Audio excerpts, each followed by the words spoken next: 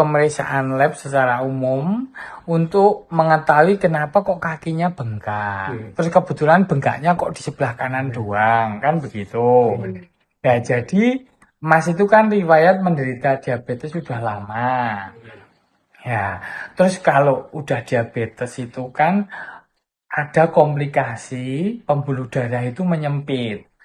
Kalau pembuluh darah yang di pusat kota ini ibarat jalan raya, jalan tolnya lebar-lebar, kalaupun gulanya kebanyakan, karung-karung gula tuh hanya ditumpukin di pinggir jalan, nggak akan ngurangin lebarnya jalan kalau di ibu kota.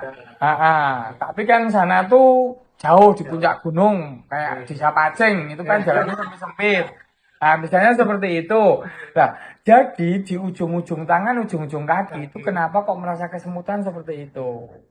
Ya karena jalannya menyempit. Ketika jalan menyempit, suplai darah, suplai oksigen itu juga berkurang gitu. Sedangkan bahan bakar tubuh kita itu glukosa, gula sama oksigen begitu. Ah, demikian juga yang mengiringi selang aliran darah kita itu ada jaluran saraf. Nah, jaluran saraf itu karena di aliran darahnya menyempit, itu akhirnya berkurang setrumnya begitu loh. Itu yang dinamakan neuropati diabetes. Neuropati diabetik itu dasar terjadinya kesemutan pada kaki, Mas. Terus habis itu kalau secara darah rutin hanya HB-nya turun. Tapi kenapa kok HB-nya turun itu tentunya tanda tanya. HB itu protein dalam sel darah merah. Jadi jumlah sel darah merahnya ini satu paket juga turun. Jadi ketika HB turun, sel darah merah turun, kepekatan darah yang namanya hematokrit itu juga turun. Ya, ini turun satu paket. Nah, ini gulanya Mas nggak terkontrol. Gula darah sewaktunya 435. Nggak terkontrol. Terus, apa yang menyebabkan kok HB-nya bisa turun? Biasanya penyakit kronis. Anemia itu terjadi karena penyakit kronis.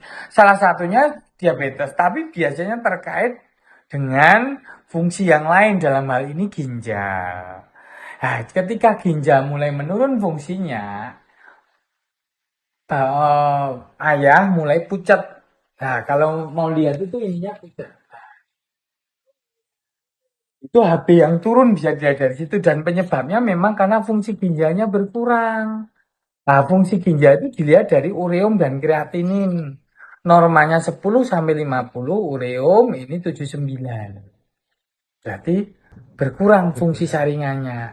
Termasuk kreatinin ini 2,2, naik di atas nilai normal. Lah kalau misalnya asumsi secara sederhana, kalau sampai orang dicuci darah itu kalau naik sampai 4 kali lipat misalnya ureum dan kreatinin ini. Paling enggak pada ayah kesini itu, bapak kesini itu, ketahuan sudah mulai ada gangguan fungsi ginjal. Supaya enggak berlanjut tentunya harus ada yang dipelihara dong. Gitu. Ya, yang bikin kaki bengkak karena apa coba? Ginjalnya, fungsi saringannya udah berkurang. Ya, ibarat peralon. Misalnya ibarat saringan di dalam rumah kita. Kan ada di kamar mandi, ada di tempat cuci kan. Itu kan nyaring air dari pel-pelan, air di rumah kita kan ngepel, airnya dibuang lewat situ. Kemudian dari cuci piring, dari cuci baju, dari kamar mandi masuk ke saringan tadi. Nah, ketika saringan udah berkurang fungsinya, otomatis nggak semuanya kesaring. Ketika nggak semuanya kesaring itu bisa banjir sedikit di dalam.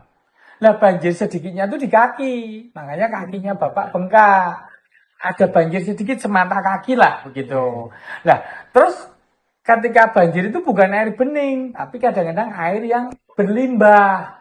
Nah, air yang berlimbah itu kalau makin lama bisa ganggu di dalam tubuh, bisa meracuni darah kalau terlalu banyak gitu loh. Ya, ini baru sedikit sih, baru sedikit, tapi harus benar-benar diperhatikan perkembangannya.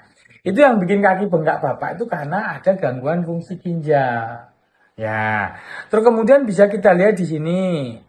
Ini glukosa itu gulanya positif yang kesaring itu Ya karena kadar gulanya tinggi, nggak terkontrol pada Bapak. Terus kemudian protein urin positif. Harusnya protein itu ditahan di dalam darah. Protein itu yang ibarat darah kita itu misalnya itu es cendol. Es cendol ya, es cendol itu kan ada kuahnya, ada santannya, ada cendolnya. Cendol itu sel darah merah, sel darah putih, leukosit, trombosit itu cendolnya.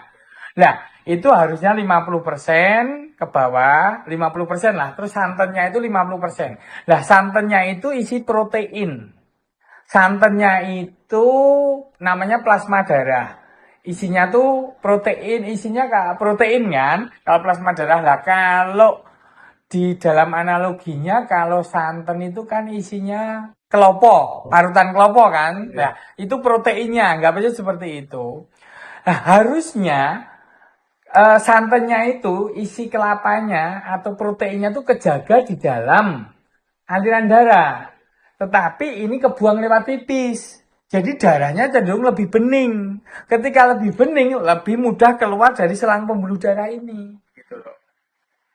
Itu membuat kakinya lebih bengkak. Gitu. Jadi ada dua hal yang terjadi di sini. Tapi utamanya ada di gangguan fungsi ginjal di sini.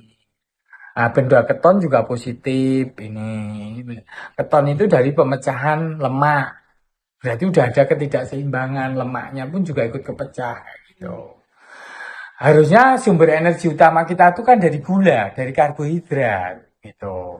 Ya itu karena penurunan berat badan yang tiba-tiba itu. Ya, ini bisa menyebabkan benda ketonnya positif.